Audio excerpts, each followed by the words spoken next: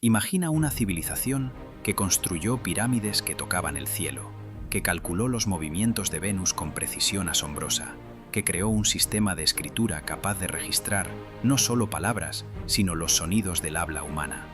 Ahora imagina que esa misma civilización temblaba ante la oscuridad, aterrorizada ante criaturas que descendían del cielo nocturno para beber la sangre de los vivos.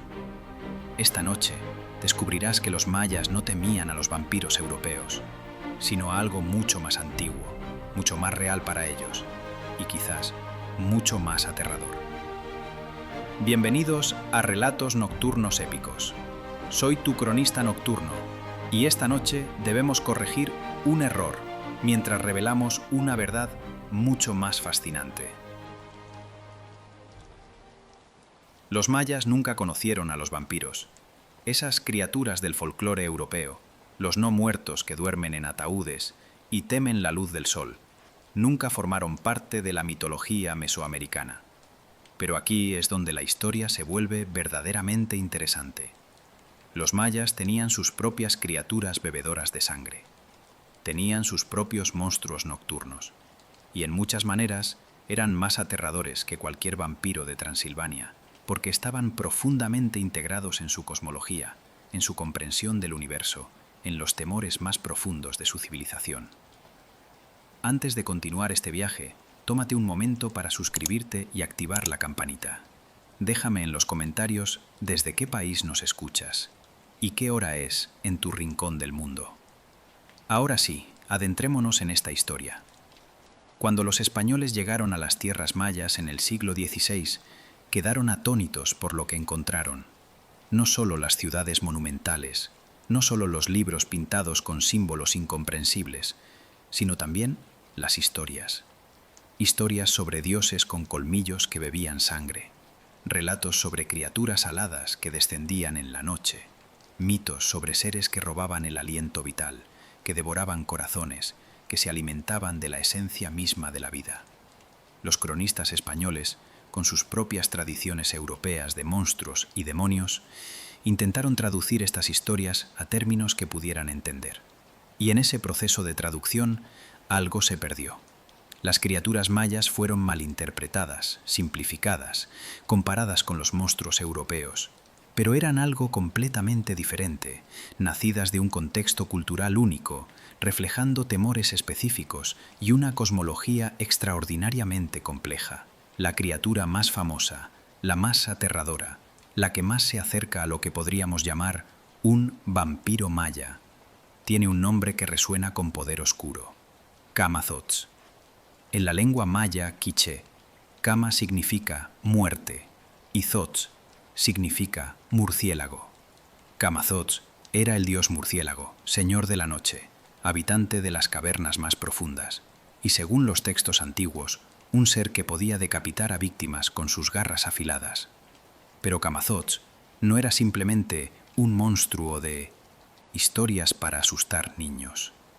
Era deidad seria, parte del panteón maya, con templos dedicados a su culto, con rituales específicos para apaciguarlo, con un lugar en la estructura misma del cosmos maya. Aparece en el Popol Vuh, el libro sagrado de los mayas quiché, en uno de los pasajes más dramáticos y aterradores del texto. En el Popol Vuh, los héroes gemelos Hunahpu y Xbalanque descienden al Xibalbá, el inframundo maya. Allí enfrentan una serie de pruebas mortales diseñadas por los señores de la muerte. Una de estas pruebas ocurre en la casa de los murciélagos, Tzotzilajachí, un lugar de oscuridad absoluta donde Camazotz acecha. La descripción del Popol Vuh es explícita y aterradora. Los murciélagos llenan la casa, chillando en la oscuridad. Sus dientes son como navajas, sus garras pueden desgarrar carne, y Camazotz mismo es gigantesco, una criatura de proporciones monstruosas, con poder para decapitar instantáneamente. Cuando uno de los héroes gemelos se asoma brevemente de su refugio, Camazotz le corta la cabeza de un solo golpe. Esta no era metáfora. En el pensamiento maya, Camazotz era real, tan real como cualquier jaguar en la selva o cualquier águila en el cielo. Era parte del mundo, aunque habitara en sus regiones más oscuras y peligrosas. Y su conexión con los murciélagos no era accidental. Los murciélagos están por todas partes en las tierras mayas.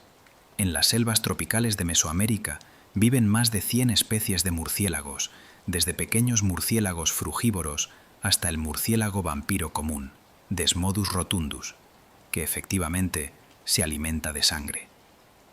Los mayas observaban estos animales nocturnos emergiendo de cuevas al anochecer en nubes masivas, oscureciendo el cielo crepuscular. Las cuevas mismas eran lugares de profundo significado en la cosmología maya. No eran simplemente formaciones geológicas, eran portales al Xibalbá, entradas al inframundo, lugares donde el mundo de los vivos se encontraba con el reino de los muertos. Y de estas entradas al inframundo, cada noche, emergían los murciélagos. No es difícil imaginar cómo estas observaciones alimentaban el mito. Los murciélagos salían de las entradas al inframundo al anochecer, cuando el sol descendía al Xibalbá para su batalla nocturna contra los señores de la muerte. Los murciélagos eran claramente mensajeros o sirvientes de las fuerzas del inframundo, criaturas que pertenecían tanto al mundo de los muertos como al de los vivos. Y luego estaba el murciélago vampiro. Este murciélago, del tamaño de una mano humana, efectivamente se alimenta de sangre. Usando dientes afilados como cuchillas, hace una incisión precisa en la piel de su víctima dormida, generalmente ganado, pero ocasionalmente humanos. Luego, lame la sangre que fluye, facilitada por anticoagulantes en su saliva. Para los mayas, encontrar marcas de mordida en la mañana, ver sangre donde el murciélago se había alimentado durante la noche, debe haber sido experiencia aterradora. Algo los había visitado en la oscuridad. Algo les había bebido la sangre mientras dormían. Algo del inframundo había cruzado el umbral. Pero Camazotz y los murciélagos eran solo el inicio. La mitología maya estaba llena de criaturas que se alimentaban de sangre, que robaban la vida, que acechaban en la oscuridad. Cada una tenía su propio nombre, sus propias características, sus propios métodos de caza. Y para entender por qué los mayas temían tanto a estas criaturas, debemos entender algo fundamental sobre la cosmología maya. Para ellos, la sangre no era simplemente fluido biológico, era chulel, fuerza vital sagrada, la esencia misma de la vida, el líquido precioso que conectaba a los humanos con los dioses y que mantenía el cosmos en funcionamiento. Esta comprensión transformaba cada gota de sangre en sustancia divina y cada criatura que la robaba en ladrón de lo sagrado. Esta comprensión de la sangre como sustancia sagrada permeaba toda la civilización maya. Explica por qué los rituales de sacrificio eran centrales a su religión. Explica por qué los gobernantes se perforaban la lengua, las orejas, los genitales, ofreciendo su propia sangre a los dioses. Explica por qué las criaturas que bebían sangre eran tan aterradoras. No solo mataban, robaban la esencia divina que cada persona llevaba.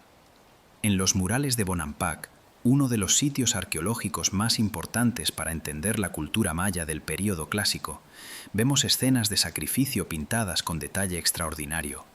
Los cautivos de guerra son desangrados en ceremonias elaboradas. La sangre fluye por las escaleras de los templos. Los gobernantes se paran sobre los sacrificados, manchados con sangre, ofreciendo esta esencia vital a los dioses. Estas imágenes pueden parecer brutales a ojos modernos, y ciertamente lo eran. Pero para los mayas tenían lógica cosmológica profunda. Los dioses habían creado la humanidad, y los dioses necesitaban ser alimentados. La relación entre humanos y dioses era transaccional. Los dioses proveían lluvia, cosechas, victoria en guerra, pero a cambio requerían sustento. Y ese sustento era la sangre. El Popol Vuh explica esta relación en su narrativa de creación. Los dioses intentaron crear humanos múltiples veces. Primero crearon animales, pero estos no podían hablar ni adorar. Luego, crearon humanos de barro, pero estos se desmoronaban. Luego, crearon humanos de madera, pero estos carecían de alma, de chulel. Finalmente, crearon humanos de maíz. Y estos eran perfectos, capaces de hablar, pensar, adorar y ofrecer sacrificio. El maíz mismo estaba conectado con la sangre en el pensamiento maya. Los granos de maíz rojo se asociaban específicamente con sangre. En rituales, el atole, bebida de maíz, podía representar simbólicamente sangre. El ciclo de sembrar, cosechar y consumir maíz se entendía como análogo al ciclo de nacimiento, muerte y renacimiento que la sangre representaba. Pero si la sangre era tan preciosa, tan sagrada, entonces robarla era uno de los crímenes más graves imaginables. Las criaturas que bebían sangre no simplemente mataban cuerpos, robaban almas. Interrumpían el flujo apropiado de Chulel entre humanos y dioses. Eran, en el sentido más profundo, ladrones cósmicos. Esta es una de las razones por las que Camazotz era tan aterrador.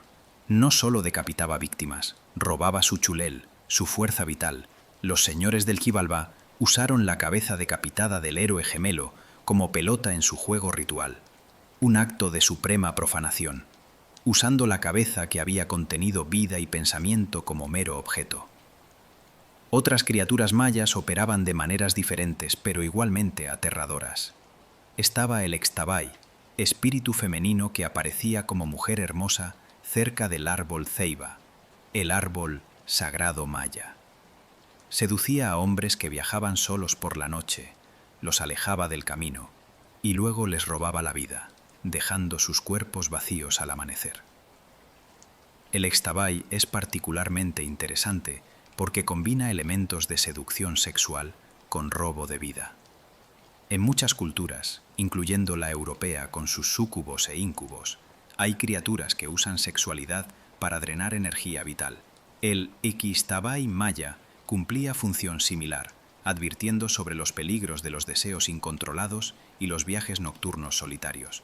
Luego estaba el Uhuay-Pec, el náhuatl perro. En la creencia maya, ciertos hechiceros podían transformarse en animales, particularmente jaguares y perros. Estos nahuales acechaban en la noche, atacando a enemigos del hechicero. Se decía que el Huaypec podía drenar la fuerza vital de las víctimas, dejándolas débiles y enfermas. La creencia en nahuales era y es real en muchas comunidades mayas. No es simplemente mitología antigua, sino práctica viva. Los curanderos tradicionales, los amén, pueden actuar como nahuales benevolentes, pero los brujos, los apulyaa, usan poderes de transformación para propósitos malignos. La frontera entre humano y animal, entre benevolente y maligno, era porosa en el pensamiento maya. Los aluxes, pequeños espíritus guardianes de los campos y bosques, generalmente se consideraban protectores, pero podían volverse peligrosos si eran ofendidos. Se decía que podían causar enfermedad, robar aliento de niños pequeños, hacer que las personas se perdieran en el bosque. Aunque no eran específicamente bebedores de sangre, podían drenar energía vital de otras maneras. Todas estas criaturas compartían características comunes. Habitaban espacios liminales, la noche, las cuevas, los cruces de caminos, los límites del bosque. Eran transformadoras, cambiando de forma o apariencia. Y todas amenazaban el Chulel, la fuerza vital, ya fuera robándola directamente a través de la sangre o drenándola gradualmente a través de enfermedad y debilidad. Pero para entender completamente el terror que estas criaturas inspiraban, debemos entender la noche maya misma. La oscuridad en las tierras mayas no era como la oscuridad urbana moderna, atenuada por luces artificiales. Era oscuridad profunda, absoluta. En la selva, alejado de los fuegos de las ciudades, la noche era impenetrable. Y en esa oscuridad, el mundo se transformaba. Los sonidos cambiaban, los jaguares, depredadores supremos, cazaban en la noche. Los murciélagos llenaban el aire con sus chillidos ultrasónicos. Serpientes venenosas, activas durante el día, eran reemplazadas por otras especies que cazaban en la oscuridad. La selva nocturna era dominio de criaturas que los humanos no podían ver claramente, pero que definitivamente podían escuchar. En este contexto, las historias sobre Camazotz y otras criaturas nocturnas no eran solo entretenimiento, eran advertencias reales sobre peligros reales. Sí, Camazotz era deidad mítica, pero los murciélagos vampiro eran absolutamente reales. Sí, el Ixtabay era espíritu, pero perderse en la selva de noche era peligro mortal genuino. Los mitos codificaban sabiduría sobre supervivencia.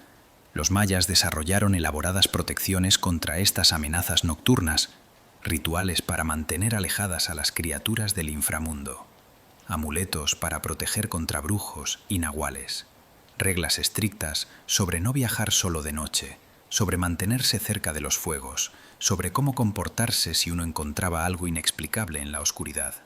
Y había lugares específicos que eran considerados particularmente peligrosos.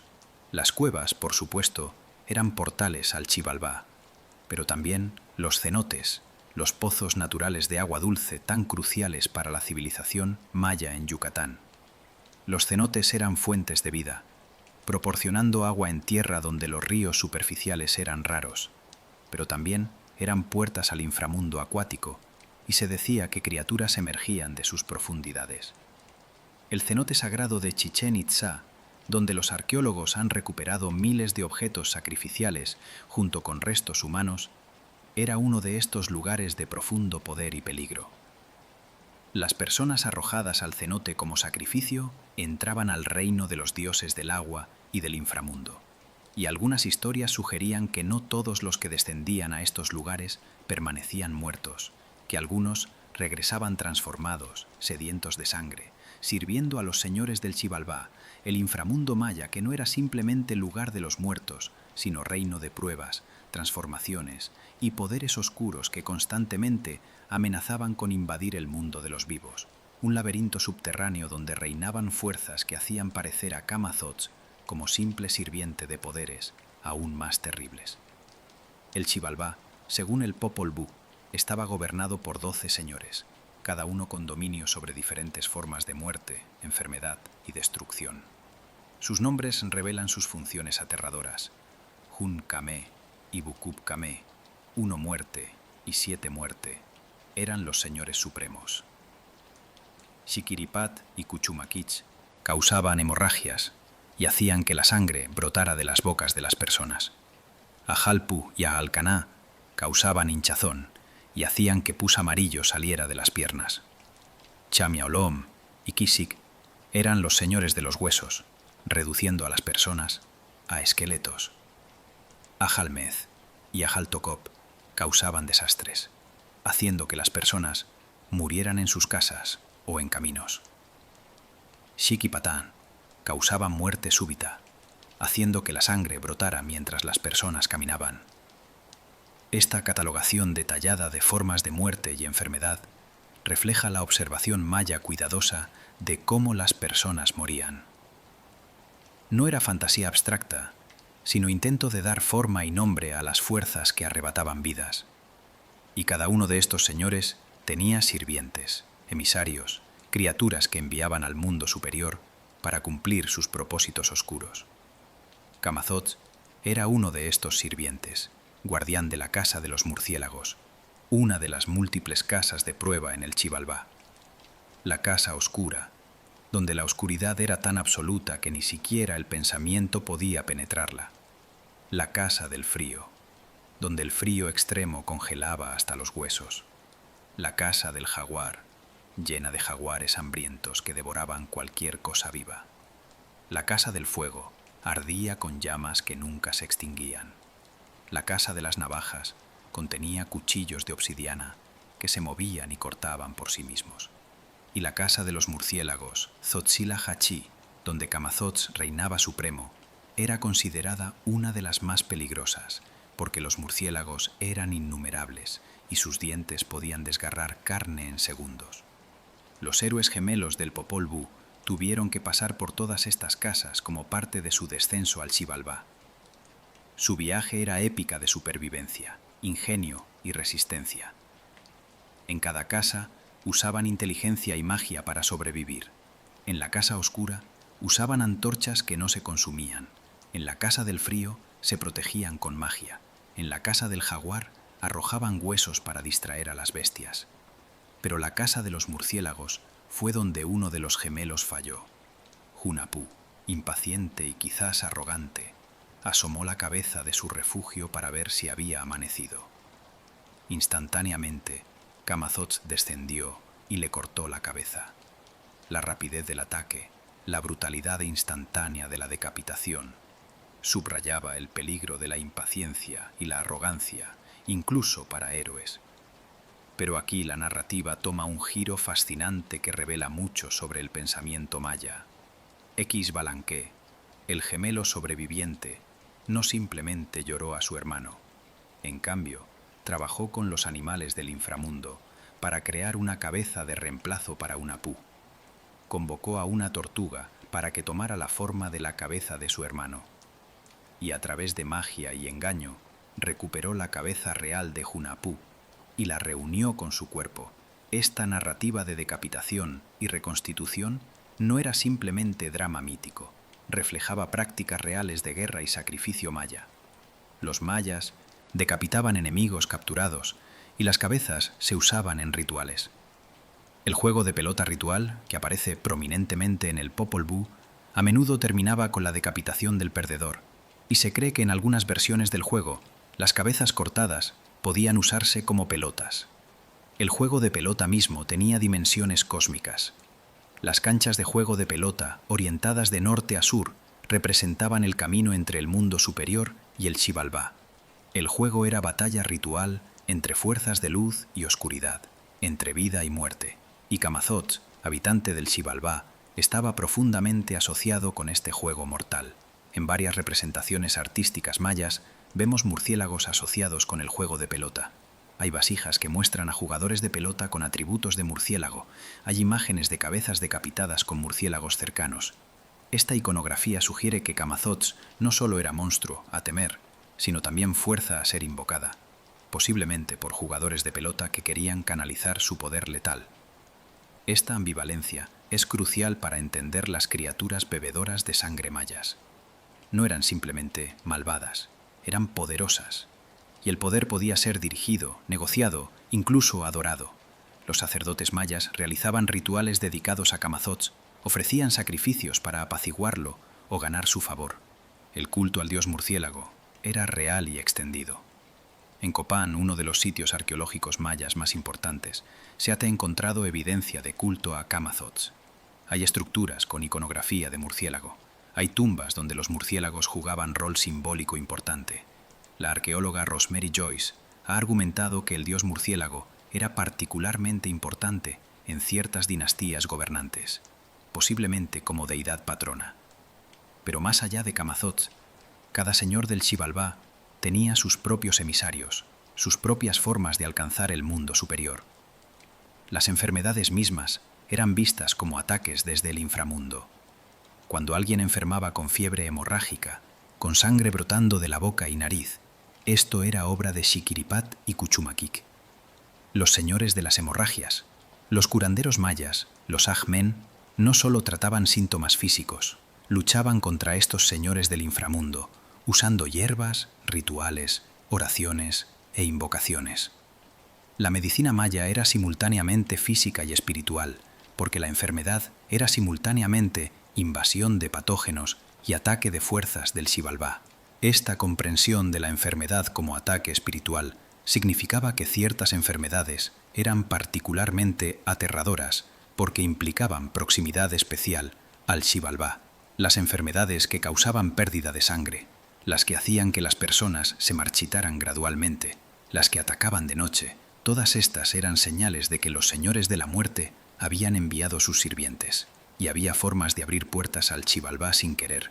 Desá, invitar a sus habitantes al mundo de los vivos, ofender a los dioses, fallar en realizar rituales apropiados, violar tabúes sagrados. Todos estos actos podían debilitar la barrera entre mundos.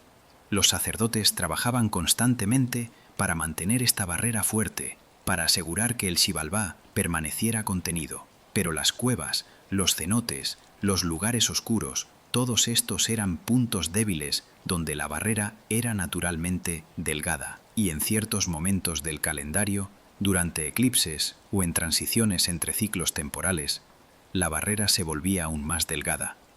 Estos eran momentos de peligro máximo, cuando las criaturas del Xibalbá podían moverse más libremente. Los eclipses eran particularmente aterradores. Cuando el sol se oscurecía, significaba que estaba siendo atacado por fuerzas del inframundo. Los mayas hacían ruido, realizaban rituales urgentes, intentaban ayudar al sol en su batalla. Durante un eclipse, se creía que Camazotz y otras criaturas podían volar libremente bajo el cielo oscurecido, cazando sin restricción, y así la cosmología maya creaba mundo donde el terror era omnipresente pero también manejable a través de conocimiento, ritual y respeto. Los peligros eran reales, pero había formas de protegerse. Y el conocimiento de estas formas de protección era poder. Era lo que separaba a quienes sobrevivían de quienes perecían ante las fuerzas oscuras de la noche maya, porque contra Camazotz y los otros bebedores de sangre, contra los señores del Xibalbá y sus sirvientes, los mayas habían desarrollado un arsenal elaborado de protecciones rituales, un sistema sofisticado que iba desde amuletos personales hasta ceremonias comunitarias masivas, desde hierbas sagradas hasta invocaciones poderosas. El incienso de copal era la primera y más importante línea de defensa. El humo de esta resina sagrada, cuando se quemaba correctamente, creaba barrera que las criaturas del inframundo no podían cruzar. Cada hogar maya mantenía copal y al anochecer las familias quemaban pequeñas cantidades en sus entradas, en las esquinas de sus casas, creando perímetro protector de humo sagrado. El copal no era simplemente incienso aromático, era el aliento de los dioses, sustancia que conectaba el mundo físico con el espiritual. Cuando el humo ascendía, llevaba oraciones a los dioses superiores, mientras simultáneamente repelía a las fuerzas del Xibalbá. Esta dualidad era característica de la magia maya. Todo tenía múltiples funciones, múltiples niveles de significado. Los sacerdotes mayas, especialmente aquellos especializados en rituales protectores, realizaban ceremonias más elaboradas. En noches consideradas particularmente peligrosas, en periodos de transición calendárica, o cuando había señales de que las fuerzas del inframundo estaban especialmente activas, se realizaban rituales comunitarios a gran escala. Estos rituales involucraban danzas que duraban toda la noche, manteniendo a la comunidad despierta y vigilante. Los danzantes, frecuentemente vestidos con máscaras representando a los propios señores del Xibalbá, realizaban representaciones dramáticas de las batallas entre luz y oscuridad. La idea no era solo representar estas batallas, sino participar en ellas, usar la danza y el ritual para fortalecer las fuerzas de la luz. Las máscaras mismas eran objetos de poder. Una máscara representando a Camazotz, creada por un sacerdote artesano hábil y consagrada a través de rituales apropiados, no simplemente representaba al dios murciélago, sino que contenía algo de su esencia. Usar tal máscara era acto peligroso que requería preparación espiritual cuidadosa. El portador podía canalizar el poder de Camazotz, pero también arriesgaba ser poseído por él. Los amuletos personales proporcionaban protección más continua. Pequeñas figurillas de jade o piedra verde representando deidades protectoras podían llevarse alrededor del cuello. El jade era particularmente poderoso porque su color verde se asociaba con crecimiento, vida y renovación, opuestos directos de las fuerzas de muerte y decadencia del Xibalbá. Ciertos animales también ofrecían protección. El perro, compañero del humano, se creía que podía detectar presencias del inframundo que los humanos no podían ver. Los perros que ladraban en la noche sin causa aparente estaban advirtiendo sobre criaturas invisibles. Familias inteligentes prestaban atención a tales advertencias y reforzaban sus protecciones cuando sus perros se comportaban ansiosamente. El jaguar, siendo señor de la noche y cazador supremo, era protector ambivalente. Por un lado, era criatura poderosa que podía enfrentar incluso a Camazotz. Por otro lado, era en sí mismo peligroso y los nahuales frecuentemente tomaban forma de jaguar. Los gobernantes mayas usaban pieles de jaguar y adoptaban nombres que incorporaban Balam, la palabra para jaguar, buscando canalizar este poder protector. Las plantas también jugaban rol crucial. El tabaco llamado kuts en maya era planta sagrada, cuyo humo, como el del copal, creaba barreras protectoras. Los curanderos soplaban humo de tabaco sobre pacientes para expulsar espíritus malignos y cerrar portales a través de los cuales las fuerzas del Xibalbá podían entrar. La sangre misma, tan codiciada por las criaturas bebedoras de sangre, podía usarse en protección. El autosacrificio ritual, donde los gobernantes y sacerdotes ofrecían su propia sangre, no solo alimentaba a los dioses, sino también fortalecía la barrera entre mundos. La sangre ofrecida voluntariamente en ritual apropiado satisfacía la sed del cosmos, reduciendo la necesidad de las fuerzas del Xibalbá de robarla. Esta es una de las paradojas más fascinantes de la cosmología maya. La sangre era simultáneamente lo que las criaturas oscuras buscaban y lo que las mantenía alejadas. Ofrecida apropiadamente, en rituales controlados, con intención correcta, la sangre fortalecía el orden cósmico. Robada por Camazotz o los señores del Xibalbá, la misma sangre alimentaba el caos y la destrucción. Los números también tenían poder protector. Ciertos números eran considerados afortunados o protectores. El 13, número de los niveles del cielo superior, era particularmente poderoso. Amuletos podían tener 13 cuentas o 13 nudos. Rituales protectores podían repetirse 13 veces. El 9, número de los niveles del Xibalbá, era más ambivalente. Entender el 9 era tener poder sobre el inframundo, pero invocarlo incorrectamente podía ser peligroso. El calendario mismo era herramienta protectora. Conocer las fechas peligrosas permitía preparación. El Tzolk'in de 260 días incluía días específicos asociados con diferentes dioses y fuerzas. Los días gobernados por dioses del Xibalbá eran inherentemente peligrosos y requerían precauciones extras. Los Akkin, los sacerdotes del calendario, consultaban constantemente para determinar qué días requerían qué protecciones. Los símbolos geométricos proporcionaban otro nivel de protección. El símbolo de Kin, que representa al sol, era particularmente poderoso, porque el sol era enemigo supremo de las criaturas de la noche.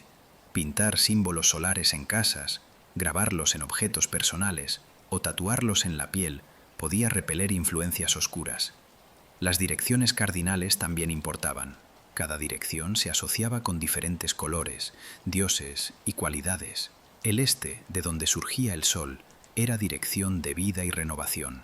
Las casas mayas tradicionales se orientaban cuidadosamente para aprovechar energías protectoras del este. Dormir con la cabeza hacia el este se consideraba más seguro que dormir con la cabeza hacia el oeste, dirección donde el sol descendía al Xibalbá. El agua, especialmente agua bendecida o agua de cenotes sagrados, tenía propiedades purificadoras y protectoras. Bañarse ritualmente antes de dormir no solo era higiene, sino protección espiritual, lavando cualquier contaminación del Xibalbá que uno pudiera haber acumulado durante el día. Los curanderos rociaban agua bendecida en casas donde se sospechaba actividad de criaturas del inframundo. Las cuevas, siendo portales naturales al Xibalbá, requerían protocolos especiales. Nadie entraba a una cueva sin preparación ritual apropiada. Había que obtener permiso de los espíritus de la cueva, había que hacer ofrendas, había que recitar oraciones específicas. Entrar a una cueva incorrectamente era invitar al desastre, posiblemente atrayendo la atención de Camazotz u otros habitantes del inframundo. Estas protecciones no eran superstición vacía para los mayas, eran tecnologías espirituales desarrolladas durante siglos, probadas y refinadas a través de generaciones. Funcionaban no porque prevenían literalmente que Camazotz descendiera del cielo, sino porque proporcionaban estructura psicológica, social y espiritual que ayudaba a las personas a navegar los peligros reales de vivir en las selvas de Mesoamérica. Los peligros eran reales. Murciélagos vampiro que efectivamente bebían sangre, jaguares que cazaban de noche, enfermedades que mataban rápidamente, la oscuridad absoluta de noches sin luna en la selva. Las protecciones, aunque rituales, ayudaban a las personas a mantener vigilancia apropiada, a evitar comportamientos riesgosos, a crear comunidad cohesiva que se protegía mutuamente. Y cuando las protecciones fallaban, cuando alguien desaparecía en la noche o era encontrado drenado de sangre, esto confirmaba la realidad de las amenazas y la necesidad de las protecciones. Era círculo que se reforzaba, donde la creencia en las criaturas y la práctica de las protecciones se sostenían mutuamente. Pero a veces, incluso con todas estas defensas elaboradas, las protecciones no eran suficientes, y cuando Camazotz o sus parientes conseguían atravesar las barreras, cuando alguien desaparecía en la oscuridad o era encontrado marcado por el beso del murciélago vampiro, la respuesta maya no era de rendición pasiva sino de contraataque ritual, porque en su cosmovisión, incluso los dioses podían ser negociados, engañados o combatidos. Cuando alguien moría de manera que sugería ataque de fuerzas del Xibalbá, especialmente si el cuerpo mostraba señales de pérdida de sangre, los rituales funerarios tomaban características especiales. El cuerpo debía ser preparado de maneras que prevendrían que el difunto se convirtiera en sirviente de los señores de la muerte, que evitarían que regresara como criatura bebedora de sangre. Los mayas enterraban a sus muertos en posición fetal, a veces dentro de urnas cerámicas, frecuentemente debajo del piso de sus propias casas. Esta práctica mantenía a los muertos cerca pero contenidos. Para aquellos que se sospechaba habían sido tocados por Camazotz, se tomaban precauciones adicionales. Se colocaban objetos protectores en la tumba: jade para renovación, obsidiana para cortar la conexión con el Xibalbá, alimentos y bebidas para que el difunto no necesitara regresar hambriento. Más dramáticamente, en algunos casos, se realizaban decapitaciones post-mortem. Si el cuerpo había sido encontrado con marcas de mordida de murciélago en el cuello, si había señales de que Camazotz había bebido de la víctima, algunos sacerdotes recomendaban separar la cabeza del cuerpo antes del entierro. Esta acción ritual prevenía que el espíritu del muerto sirviera a Camazotz, rompiendo cualquier vínculo que el dios murciélago hubiera establecido. Cuando desaparecían personas en circunstancias misteriosas, particularmente si habían estado viajando de noche o cerca de cuevas, se organizaban búsquedas rituales. Estas no eran simples búsquedas físicas. Los AH-men que lideraban estas búsquedas llevaban amuletos protectores, quemaban copal constantemente, recitaban oraciones y conjuros que tanto protegían a los buscadores como potencialmente forzaban a las criaturas del Xibalbá a liberar a sus cautivos. Si se encontraba a la persona viva pero en estado alterado, débil y confusa, incapaz de recordar claramente qué había pasado, esto se interpretaba como señal de que habían estado en el umbral del Xibalbá, que habían sido parcialmente arrastrados hacia el inframundo. Rituales de purificación y reconexión eran necesarios. La persona era bañada en aguas sagradas, alimentada con comidas específicas, rodeada de humo de copal durante días. Estos rituales de recuperación incluían frecuentemente confesión. La persona debía relatar todo lo que recordaba de su experiencia, sin importar cuán fragmentario o confuso. Los Ayente interpretaban estos relatos, buscando pistas sobre qué tipo de criatura había atacado, qué debilidad en las protecciones había sido explotada, qué acciones la persona podía haber tomado que habían atraído atención indeseada del Xibalbá. A veces, la persona reportaba haber visto al propio Camazotz. Las descripciones eran sorprendentemente consistentes. Una figura masiva con alas de murciélago, garras que brillaban en la oscuridad, ojos que ardían con luz del inframundo, dientes capaces de cortar hueso. Algunas personas describían haber escuchado su voz, un silbido que paralizaba, que hacía imposible moverse o gritar. En casos extremos, cuando parecía que una comunidad entera estaba bajo ataque, cuando múltiples personas morían o desaparecían en corto periodo, se realizaban ceremonias de exorcismo comunitario. Toda la comunidad participaba, desde los niños más pequeños hasta los ancianos más venerables. Durante varios días se realizaban rituales continuos, manteniéndose fuegos encendidos las 24 horas, quemando cantidades masivas de copal, ofreciendo sangre en sacrificio. Los sacrificios durante crisis no eran actos de barbarie, sino medidas de emergencia cósmica. La lógica era clara. Si Camazotz y los señores del Xibalbá estaban tomando sangre de la comunidad sin permiso, robando chulel, entonces la comunidad debía ofrecer sangre voluntariamente, en cantidades suficientes para satisfacer la sed cósmica y restaurar el equilibrio. Después de tales crisis, cuando finalmente cesaban las muertes y desapariciones, la comunidad realizaba ceremonias de renovación. Se reconstruían las defensas rituales, se fortalecían las barreras entre mundos, se renovaban los pactos con las deidades protectoras. Era como reconstruir después de un desastre natural, excepto que el desastre había sido espiritual más que físico. Algunas comunidades, particularmente aquellas cerca de cuevas grandes o cenotes profundos, vivían en estado de vigilancia casi constante. Estas comunidades desarrollaban relaciones complejas con los habitantes del Xibalbá. No era cuestión de simple oposición, sino de negociación continua, de mantener equilibrio delicado entre mundos. Los sacerdotes de estas comunidades a veces descendían voluntariamente a las cuevas o cenotes, buscando comunicarse directamente con las fuerzas del Xibalbá. Estas eran misiones extraordinariamente peligrosas. El sacerdote podía no regresar. Si regresaba, podía estar transformado, marcado por su contacto con el inframundo de maneras que lo hacían simultáneamente más poderoso y más peligroso.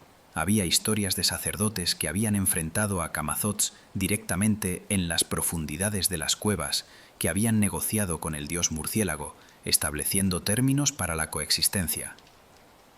«Toma esta cantidad de sangre en sacrificio», el sacerdote podía proponer, «pero deja a mi comunidad en paz». Y si Camazotz aceptaba, el pacto era vinculante, pero requería renovación regular.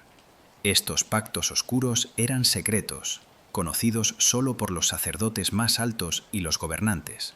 Revelarlo públicamente podría romper el pacto y traer ira de Camazotz sobre la comunidad. Pero susurros de tales acuerdos circulaban, añadiendo a la atmósfera de misterio y terror que rodeaba a las élites sacerdotales. Ocasionalmente, surgían individuos que afirmaban tener poderes especiales sobre las criaturas del Xibalbá. Estos brujos o hechiceros decían poder comandar murciélagos, enviarlos contra enemigos, usar la magia de Camazotz para sus propios propósitos. Tales individuos eran simultáneamente temidos y buscados. Las personas los contrataban para maldecir enemigos, pero también temían convertirse en sus objetivos. La frontera entre protector y amenaza era borrosa. Un Aakmen, que podía expulsar influencias del Xibalbá, también podía invocarlas. Un sacerdote que conocía los rituales para mantener alejado a Camazotz también sabía cómo llamarlo. Este conocimiento era poder, y como todo poder, podía ser usado para bien o mal. Y quizás la forma más aterradora en que las protecciones podían fallar era cuando las propias personas se transformaban, porque en la cosmología maya, la noche misma era transformación, era momento cuando las fronteras se volvían porosas, cuando humanos podían convertirse en bestias, cuando los muertos podían caminar entre los vivos, y cuando las criaturas del Xibalbá emergían para cazar, creando un mundo nocturno donde la identidad misma era fluida y peligrosa. El concepto del nahual, el yo animal de cada persona, era fundamental para entender las transformaciones nocturnas. Los mayas creían que cada persona tenía un espíritu compañero animal, su nahual, que existía simultáneamente en este mundo y en reinos espirituales. Para la mayoría de las personas, el nahual permanecía invisible, una presencia protectora pero intangible. Sin embargo, ciertos individuos, nacidos en fechas auspiciosas del calendario o entrenados en artes ocultas, podían fusionarse conscientemente con sus nahuales. Estos nahuales humanos podían transformarse físicamente en sus animales espirituales. Durante el día eran humanos normales. Al anochecer podían volverse jaguares, venados, serpientes, murciélagos o cualquier otra criatura que fuera su nahual. El jaguar era el nahual más poderoso y prestigioso. Los gobernantes mayas frecuentemente afirmaban tener nahuales jaguar, simbolizando su dominio y poder. Pero el nahual murciélago era quizás el más aterrador. Aquellos cuyo nahual era el murciélago, especialmente el murciélago vampiro, eran vistos con mezcla de temor y respeto. Podían volar en la oscuridad, podían entrar a lugares imposibles para otros, y se decía que podían beber la fuerza vital de enemigos.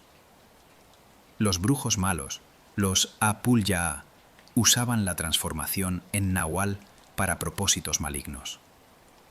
Un hechicero podía transformarse en nahual murciélago, volar a la casa de un enemigo bajo la cobertura de la oscuridad y drenar su sangre o su chulel mientras dormía. La víctima despertaría débil, enferma, sin explicación clara de qué había pasado. Si has llegado hasta aquí, me encantaría que te suscribas al canal. Soy tu cronista nocturno y mi deseo es construir una comunidad de personas que aman las noches y el conocimiento. Miles de mentes curiosas de todo el mundo, unidas por ese deseo de aprender antes de dormir. El conocimiento nos transforma, nos ayuda a crecer. Por eso te invito a que compartas este video con alguien que también disfrute de aprender mientras descansa. Y si quieres apoyar el canal, siempre puedes dejar un súper gracias. Pero tu presencia aquí ya es suficiente. Continuemos. El proceso de transformación en nahual era descrito en detalle en tradiciones orales. El individuo debía realizar rituales específicos al anochecer. Bebía pociones hechas de plantas psicoactivas y sangre. Recitaba invocaciones a Camazotz u otras deidades del inframundo. Se frotaba el cuerpo con ungüentos hechos de grasa animal mezclada con hierbas. Y entonces, en medio de la oscuridad, la transformación ocurría.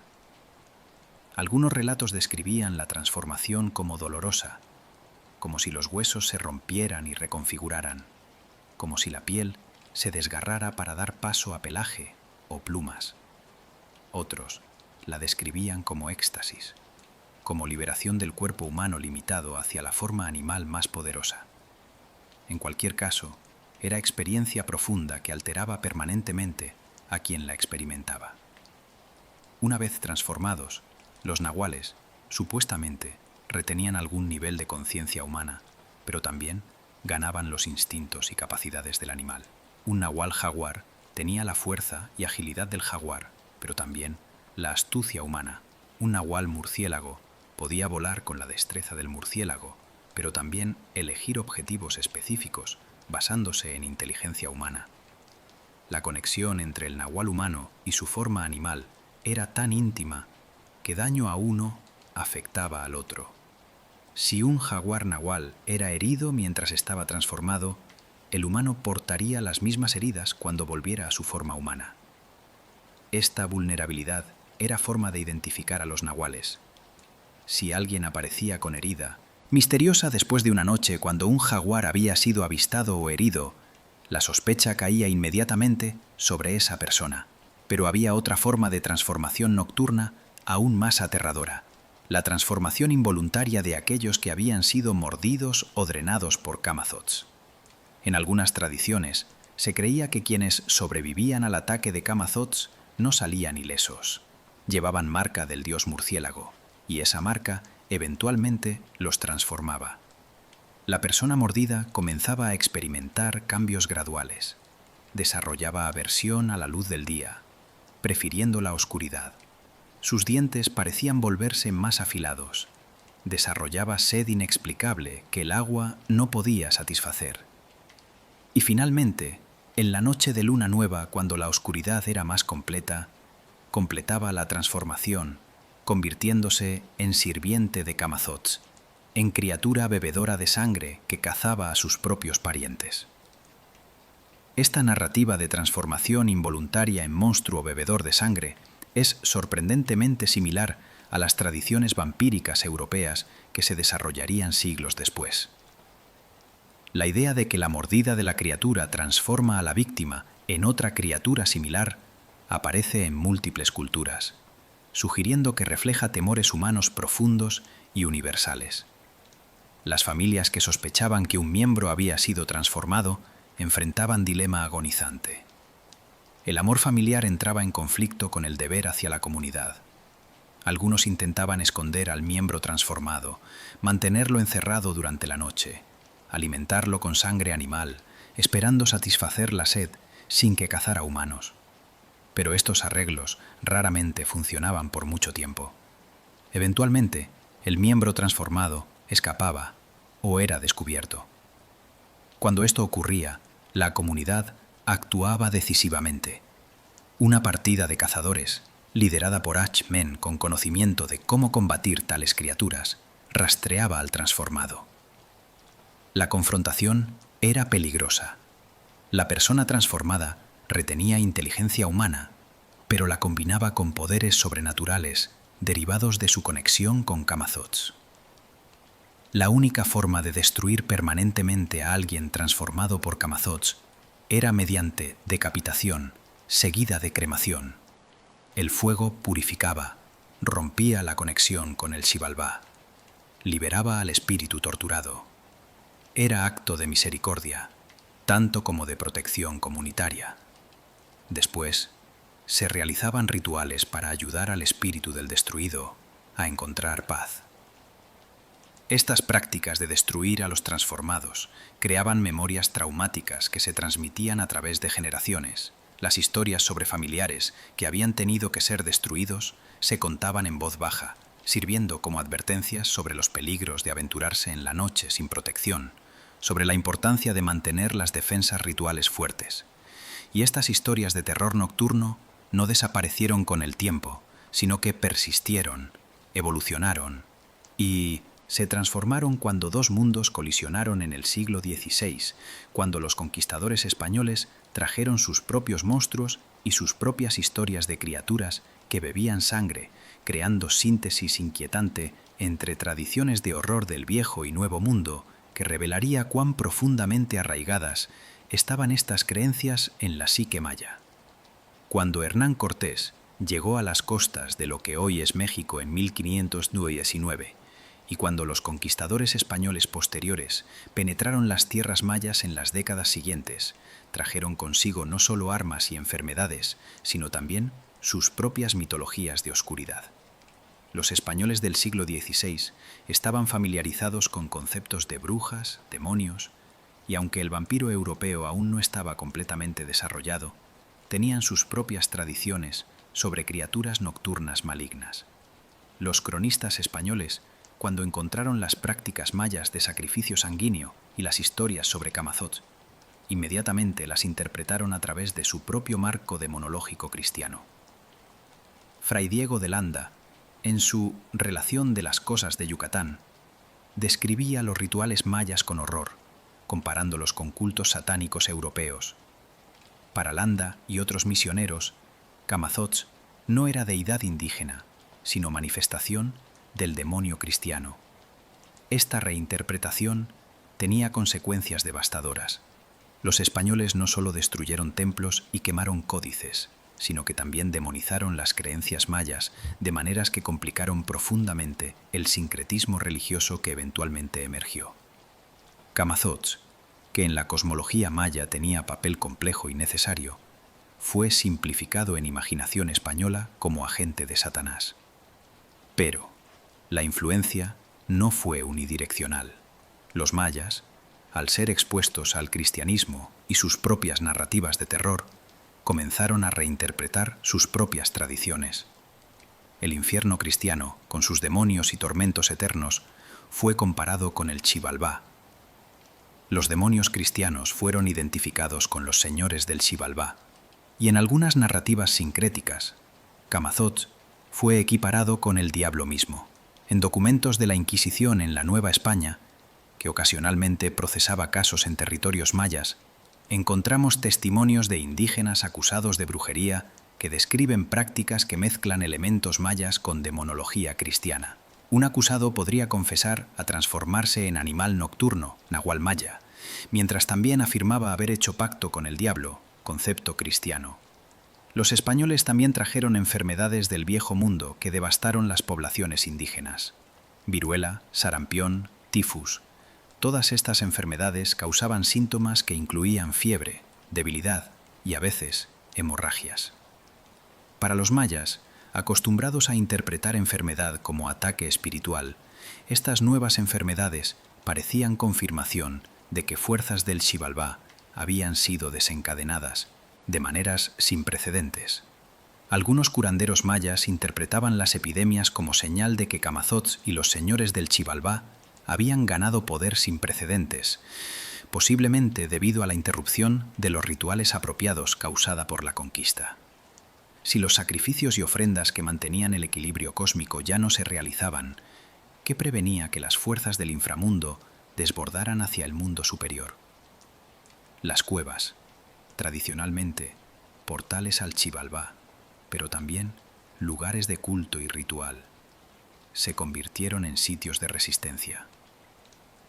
En cuevas remotas, lejos de la vigilancia española, los mayas continuaban realizando ceremonias tradicionales, incluyendo aquellas dedicadas a Camazotz. Estas prácticas clandestinas mantenían vivas las tradiciones, pero también las transformaban, añadiendo elementos de secreto y resistencia. Los frailes españoles intentaban suprimir específicamente el uso ritual de la sangre. Veían el autosacrificio maya, la perforación ritual de lengua y otras partes del cuerpo como abominación diabólica. Pero para los mayas, estas prácticas eran esenciales para mantener el orden cósmico. La prohibición creaba crisis cosmológica. ¿Cómo mantener a raya a Camazotz sin los rituales apropiados? Algunas comunidades encontraban formas de continuar las prácticas de manera encubierta, reinterpretándolas en términos cristianos cuando era necesario. El sacrificio de Cristo, que involucraba sangre, podía ser comparado con los sacrificios mayas. La comunión, beber simbólicamente la sangre de Cristo, tenía resonancias con las prácticas mayas de sangre ritual. Estos paralelos facilitaban el sincretismo, pero también creaban nuevas confusiones teológicas. Los españoles trajeron también sus propios animales. Los caballos, las vacas, los cerdos, todas estas especies eran nuevas en el Nuevo Mundo. Los murciélagos vampiro, que anteriormente se alimentaban principalmente de fauna nativa, encontraron en el ganado español nuevas fuentes de sangre. La población de murciélagos vampiro creció, llevando a más encuentros entre humanos y estos animales que los mayas asociaban con Camazotz. Este aumento en actividad de murciélagos vampiro, que coincidió con el período de conquista y colonización, debe haber parecido confirmación aterradora de que Camazotz estaba desencadenado. Los españoles, sin entender el significado cultural de los murciélagos, respondían a ataques de murciélagos vampiro con medidas prácticas de control, pero para los mayas era batalla cósmica que requería intervención espiritual, tanto como práctica. El período colonial vio no la simple sustitución de una cosmología por otra, sino la creación de nuevo terreno híbrido, donde Camazotz y el diablo cristiano se mezclaban, donde nahuales mayas y brujas españolas se encontraban en narrativas de acusación y confesión, donde el terror de la noche incorporaba elementos de ambos mundos. En literatura colonial, temprana, en documentos legales, en cartas de misioneros, encontramos evidencia de este encuentro entre sistemas de horror. Un misionero escribe sobre demonios en forma de murciélago, sin distinguir claramente si está describiendo creencias mayas sobre Camazotz, reinterpretadas cristianamente, o si está proyectando demonología europea sobre fauna y creencias locales. Este periodo de colisión y mezcla cultural creó formas nuevas de terror que no eran puramente mayas ni puramente españolas, y estas formas híbridas persistirían, evolucionarían y eventualmente contribuirían a las tradiciones de horror latinoamericanas que continúan hasta hoy, porque el legado de Camazotz no se limitaría a textos antiguos o prácticas religiosas, sino que se convertiría en algo mucho más profundo. Una forma de procesar trauma colectivo, de dar forma a experiencias de violencia y pérdida, de crear framework para entender y sobrevivir en mundo donde la muerte súbita era realidad constante, revelando cómo las narrativas sobre criaturas bebedoras de sangre funcionaban como tecnología cultural para la resiliencia. La civilización maya experimentó violencia significativa durante su historia. Las guerras entre ciudades-estado eran frecuentes. Los cautivos eran tomados, sacrificados. Las inscripciones monumentales mayas celebran victorias militares con detalle gráfico. Esta no era sociedad pacífica. Era sociedad donde la violencia ritualizada era parte de la estructura política y religiosa. En este contexto, las narrativas sobre Camazotz y el Xibalbá adquieren significado adicional. Proporcionaban framework para entender la violencia que las personas experimentaban. La muerte en sacrificio no era simplemente asesinato, sino participación en drama cósmico. La víctima descendía al Xibalbá, confrontaba a sus señores y en el proceso sostenía el orden del universo. Los psicólogos contemporáneos que estudian trauma reconocen que las narrativas son cruciales para procesar experiencias traumáticas. Las personas que pueden crear narrativas coherentes sobre sus traumas generalmente se recuperan mejor que aquellas que no pueden. Las sociedades, como los individuos, necesitan narrativas para procesar trauma colectivo. Las historias mayas sobre descenso al Xibalbá, sobre confrontación con Camazotz y otros señores de la muerte, sobre muerte y transformación, proporcionaban tales narrativas. Permitían a las personas contextualizar pérdidas personales dentro de framework cósmico más amplio. Tu hijo que murió joven, tu esposo que fue capturado, tu propia muerte inminente, todas estas podían entenderse como participación en ciclos eternos. El colapso de la civilización maya clásica en los siglos VIII y IX fue trauma colectivo de magnitud difícil de imaginar. Ciudades que habían albergado miles fueron abandonadas. Sistemas políticos colapsaron. Para las poblaciones mayas que vivieron durante este colapso, debe haber parecido apocalíptico, como si el orden cósmico mismo estuviera colapsando. Y las narrativas sobre el Xibalbá, sobre las fuerzas de oscuridad ganando poder, habrían proporcionado framework para entender estos eventos catastróficos. El Xibalbá estaba ascendiendo. Camazotz y los señores de la muerte estaban ganando ventaja. Esta interpretación no era correcta en sentido literal, pero proporcionaba forma de procesar lo que estaba ocurriendo. La conquista española fue otro trauma masivo, quizás aún más devastador, porque fue rápido y total. En cuestión de décadas, la estructura política, religiosa y social de las sociedades mayas fue destruida o transformada radicalmente. Las enfermedades europeas mataron a porcentajes enormes de la población. Los rituales tradicionales fueron prohibidos. En este contexto de trauma colonial, las narrativas sobre Camazotz y el Xibalbá adquirieron nuevos significados. Los españoles, con su violencia sin precedentes, podían ser entendidos como agentes del Xibalbá, como manifestaciones de las fuerzas más oscuras. Esta interpretación proporcionaba forma de procesar lo que estaba ocurriendo. En período moderno, las comunidades mayas han enfrentado traumas adicionales. La Guerra Civil en Guatemala, 1960-1996, fue particularmente devastadora para poblaciones mayas. Masacres, desplazamientos forzados, destrucción de comunidades, todas estas atrocidades dejaron trauma profundo.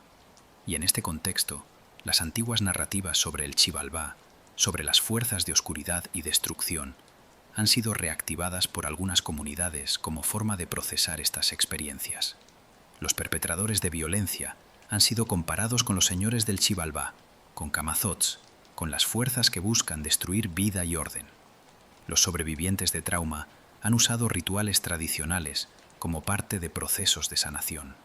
Ceremonias mayas que invocan protección contra fuerzas del Xibalbá, que trabajan para expulsar influencias oscuras, que buscan restaurar balance, han sido adaptadas para ayudar a personas que sufren de lo que la psicología moderna llamaría PTSD. Esta integración de prácticas tradicionales con comprensión moderna de trauma es ejemplo de cómo las culturas indígenas están reclamando y adaptando sus tradiciones.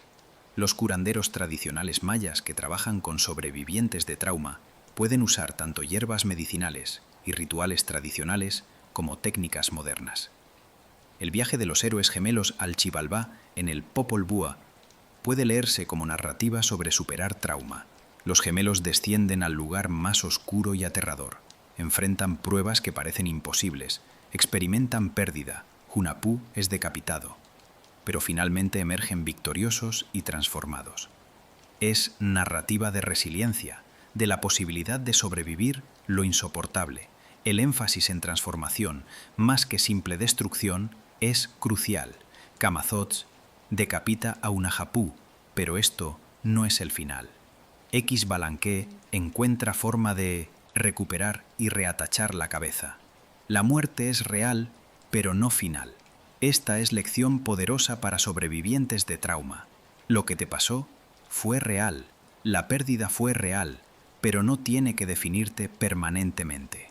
La función social de estas narrativas también es importante.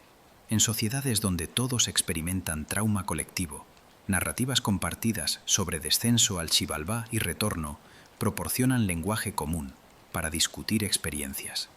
Esta función de narrativas compartidas en construir y mantener comunidad después de trauma es crucial. Camazotz, entonces, es más que simplemente monstruo de historias de terror. Es símbolo de todos los terrores que las personas enfrentan: muerte, pérdida, violencia, oscuridad.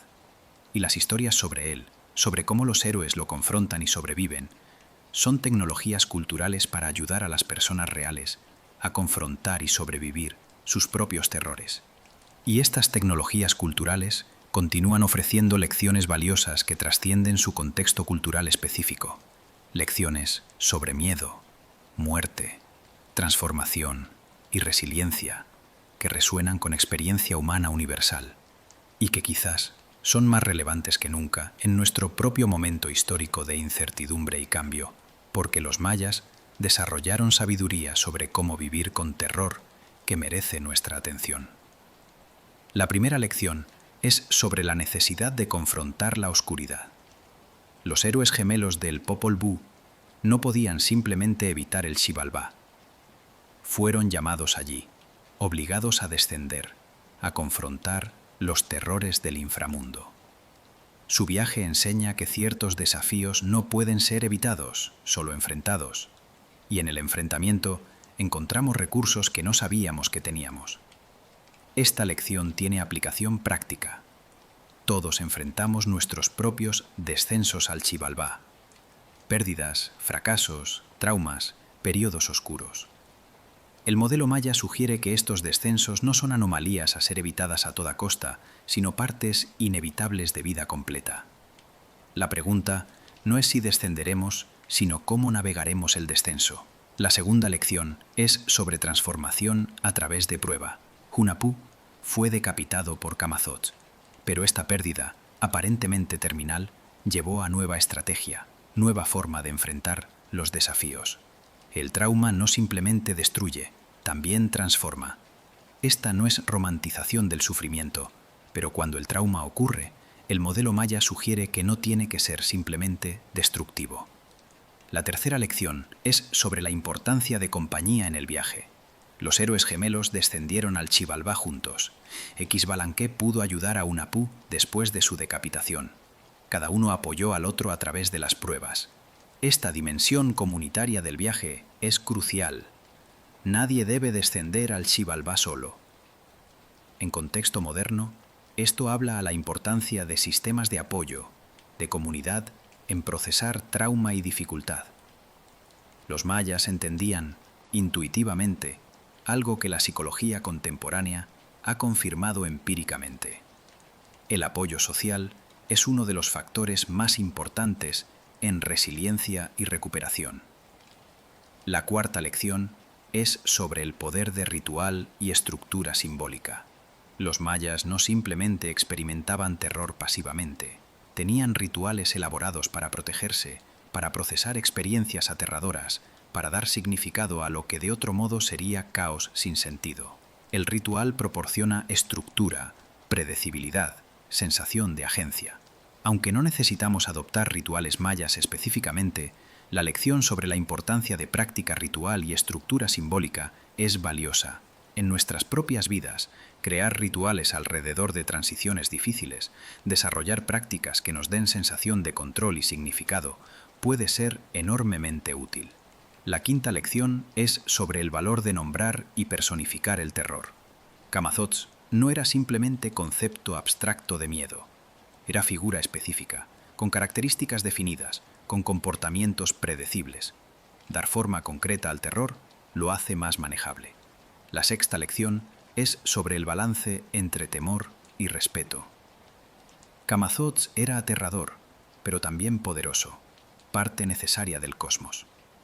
Esta actitud matizada hacia lo que tememos, esta capacidad de mantener simultáneamente temor y respeto, es sofisticada. Aplicado a nuestras propias vidas, esto sugiere que no todo lo que tememos debe ser eliminado o evitado. La séptima lección es sobre la naturaleza cíclica de luz y oscuridad. Para los mayas, el sol descendía al Xibalbá cada noche, pero siempre emergía victorioso cada mañana. Los ciclos de oscuridad eran inevitables pero temporales. Esta comprensión cíclica proporciona esperanza durante períodos oscuros. La octava lección es sobre la importancia de historias y narrativas. Los mayas no solo experimentaban terror, contaban historias sobre él. Estas historias se transmitían a través de generaciones, proporcionando sabiduría acumulada. En nuestras propias vidas, compartir nuestras historias, especialmente sobre cómo navegamos dificultades, es valioso. La novena lección es sobre el reconocimiento de límites y vulnerabilidad. Incluso los héroes gemelos fueron vulnerables en la casa de los murciélagos. Este reconocimiento de que todos somos vulnerables, que todos podemos ser heridos, es importante. No es señal de debilidad, sino reconocimiento de realidad. La décima lección es sobre la posibilidad de coexistencia con lo que tememos. Los mayas no podían eliminar los murciélagos, que eran parte crucial del ecosistema. Tenían que aprender a vivir con estas realidades, a negociar con ellas, a mantener balance. En nuestro propio mundo, hay muchas cosas que tememos que no podemos eliminar completamente. Estas lecciones de las narrativas mayas sobre criaturas bebedoras de sangre no son simplemente curiosidades históricas. Son sabiduría destilada de siglos de Imodetotozonza, experiencia humana, codificada en historias lo suficientemente memorables para ser transmitidas a través de generaciones.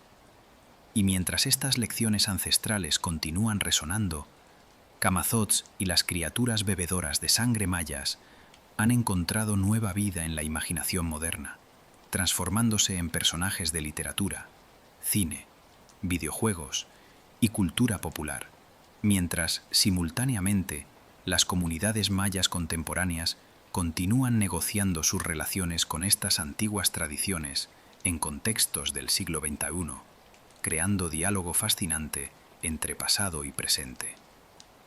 En la literatura latinoamericana del siglo XX, especialmente en el movimiento del realismo mágico, las criaturas de la mitología precolombina encontraron nuevo espacio. Autores como Miguel Ángel Asturias, guatemalteco que ganó el Premio Nobel, incorporaron elementos de mitología maya en sus obras. Hombres de Maíz está saturada de cosmología maya.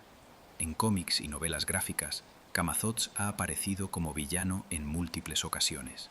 Marvel Comics ha presentado personajes inspirados en Camazotz. En algunas historias es presentado como dios malévolo, en otras es figura más matizada. Estas representaciones varían en precisión cultural, pero han introducido a Camazotz a audiencias que de otro modo nunca habrían encontrado la mitología maya. En videojuegos, especialmente aquellos que incorporan mitologías mundiales, Camazotz ha aparecido como jefe o como deidad invocable. Smite, un juego que presenta dioses de múltiples panteones, incluye a Camazotz como personaje jugable, aunque esta representación simplifica necesariamente una deidad compleja. Ha introducido a millones de jugadores jóvenes al nombre y concepto. En cine, las referencias a criaturas bebedoras de sangre mesoamericanas han sido más raras, pero ocasionalmente aparecen. Películas de horror que se ambientan en México o Centroamérica a veces incorporan elementos de mitología local. La película From Dusk Till Dawn, aunque no referencia explícitamente a Camazotz, presenta vampiros en México, con iconografía que mezcla elementos precolombinos. Mientras tanto, en comunidades mayas contemporáneas, las creencias sobre criaturas bebedoras de sangre han continuado evolucionando. Los curanderos tradicionales todavía diagnostican ciertas enfermedades como causadas por ataques de nahuales o brujos, y los tratamientos incluyen tanto medicina herbaria como rituales protectores. Un curandero maya en Guatemala hoy podría explicar que ciertas enfermedades requieren tanto medicina moderna como ritual para fortalecer el chulel del paciente. Esta es medicina integrativa, combinando diferentes sistemas de conocimiento. Los murciélagos vampiro continúan siendo problema real en áreas rurales. Las campañas de salud pública advierten sobre rabia, pero en comunidades mayas, estas advertencias prácticas coexisten con creencias tradicionales. El turismo ha traído nueva dimensión a cómo Camazotz es presentado. Los sitios arqueológicos mayas atraen millones de visitantes. Los guías turísticos cuentan historias sobre Camazotz, pero estas narrativas están frecuentemente simplificadas o sensacionalizadas. Algunas comunidades mayas han comenzado a ofrecer tours de misterio que incluyen visitas nocturnas a cuevas. En educación, hay debate sobre cómo enseñar sobre mitología maya. Algunos argumentan que estas historias deben presentarse como mitología histórica. Otros, especialmente en escuelas con poblaciones mayas significativas, argumentan que estas historias merecen respeto como parte de tradiciones religiosas vivas. En Internet, Camazotz tiene presencia sorprendentemente robusta. Hay wikis dedicadas a mitología maya. Hay foros donde entusiastas discuten interpretaciones. Hay artistas que crean interpretaciones visuales. DeviantArt tiene cientos de imágenes de Camazotz, mostrando increíble diversidad de estilos. YouTube tiene documentales sobre Camazotz y la mitología maya. Algunos son académicamente rigurosos, otros son más sensacionalistas, conectando a Camazotz con teorías de conspiración. Esta mezcla caracteriza mucho del contenido en línea sobre temas esotéricos. En movimientos de revitalización cultural maya, Camazotz ocupa posición compleja. Es símbolo poderoso de la sofisticación de la civilización antigua, prueba de tradiciones ricas. Pero su asociación con terror lo hace figura problemática para reivindicar sin matices. Algunos activistas mayas han abrazado a Camazotz específicamente por su poder, argumentando que las deidades mayas no necesitan ser domesticadas para consumo occidental. El terror de Camazotz es parte de su autenticidad. En este sentido, Camazotz se convierte en símbolo de resistencia cultural. En academia, Camazotz continúa siendo objeto de estudio serio. Arqueólogos publican artículos sobre nuevos descubrimientos de iconografía de murciélagos. Antropólogos documentan creencias contemporáneas. Este trabajo académico es importante para contrarrestar representaciones simplistas. Pero tal vez el desarrollo más fascinante es cómo las creencias sobre criaturas bebedoras de sangre mayas están siendo reexaminadas a la luz de teorías contemporáneas sobre trauma y simbolismo. Psicólogos están explorando cómo narrativas sobre Camazotz pueden entenderse como formas de procesar experiencias de violencia y transformación. El legado de Camazotz va mucho más allá de historias de monstruos. Es invitación a pensar diferentemente sobre terror, muerte, oscuridad. Es conjunto de herramientas simbólicas para navegar aspectos difíciles de existencia. Es recordatorio de que las culturas antiguas desarrollaban sofisticación filosófica que rivalizaba la nuestra. Para las comunidades mayas contemporáneas, Camazotz y las tradiciones asociadas son parte de herencia viva. No son reliquias muertas del pasado, sino recursos culturales que continúan siendo relevantes. Y mientras miramos hacia el futuro, mientras el murciélago continúa su vuelo eterno entre mundos, entre lo antiguo y lo moderno, entre el terror y la sabiduría, entre la muerte y la transformación, llegamos al final de este viaje nocturno, comprendiendo que la historia de Camazotz nunca fue realmente sobre vampiros o monstruos sobrenaturales. sino sobre algo más profundo y más humano, sobre cómo una civilización brillante confrontó sus miedos más profundos y creó sistemas de significado que permitían vivir con dignidad incluso en un mundo lleno de peligros reales. Los mayas nunca conocieron a los vampiros europeos, no necesitaban conocerlos. Tenían sus propias tradiciones sobre criaturas que bebían sangre, criaturas que eran más complejas, más integradas en su cosmología y en muchas formas más aterradoras que los no muertos relativamente simples de las leyendas europeas posteriores. Camazotz no era cadáver reanimado, era deidad antigua, señor de la noche, guardián de umbrales entre mundos, ejecutor de los señores del Xibalbá. Su poder no venía de estar muerto, sino de ser completamente vivo, de manera que humanos no podían ser, de habitar múltiples mundos simultáneamente, de representar fuerzas fundamentales del cosmos. Los murciélagos vampiros reales que los mayas conocían bien añadían dimensión de realidad a estas creencias. No eran simples mitos. Había criaturas reales que emergían de cuevas al anochecer, que podían beber sangre de víctimas dormidas, que existían en umbral entre mamífero y algo otro. La realidad de estos animales daba peso a las narrativas sobre Camazotz. Las protecciones que los mayas desarrollaron contra estas amenazas constituían tecnología espiritual sofisticada. No funcionaban previniendo literalmente que Camazotz descendiera del cielo, pero sí funcionaban proporcionando estructura, comunidad, significado y sensación de agencia. En mundo moderno tendemos a descartar tales prácticas como superstición, pero estamos comenzando a reconocer que el ritual, la comunidad, el significado simbólico, todos tienen efectos reales. El sincretismo que ocurrió después de la conquista, la mezcla de tradiciones mayas con cristianismo, creó formas híbridas que permitieron que aspectos de las tradiciones sobre Camazotz sobrevivieran.